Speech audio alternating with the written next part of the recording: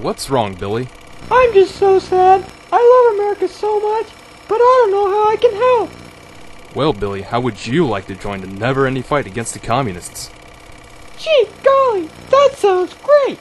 But how do I spot a communist? Oh, Billy, it's really quite easy. What's wrong? Oh, this just isn't fair. Why?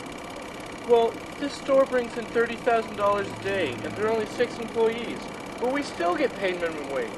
I wish Mr. Jones would just share some of the money.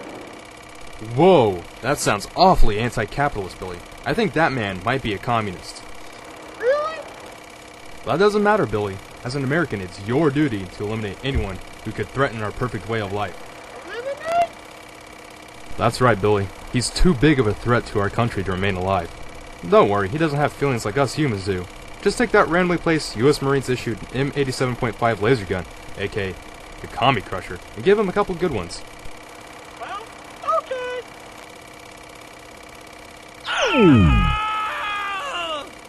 Good job, Billy. But I still don't know how to spot a communist. Don't worry, Billy. I'll give you a few more examples. I don't know, it just seems like the Nissan's a better deal. I mean, it may not have all the frills of an American car, but I know it'll be dependable. Whoa! Did you hear that, Billy? Not only is he rejecting our consumerist society, but he's also buying a foreign car. That man is definitely a communist. Really? Really. You see, Billy? Communism and capitalism are completely different. One can't just be both. So, Billy, why don't you jump into that big American truck and teach that commie what it means to drive a real car? But that's my dad! Well, Billy, that means not only will you be getting rid of a dangerous communist, but you'll be ensuring yourself a better upbringing as well. Okay.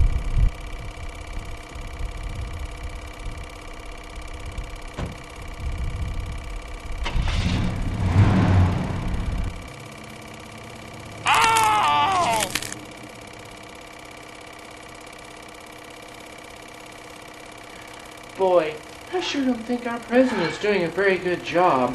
I think I'm going to have to vote against him in the next election. She's a communist? Weren't you listening, Billy? She's questioning our president.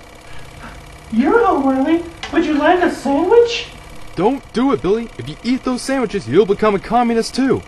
They can do that? Billy. Of course they can. Everybody knows that communists are skilled in black magic and witchcraft.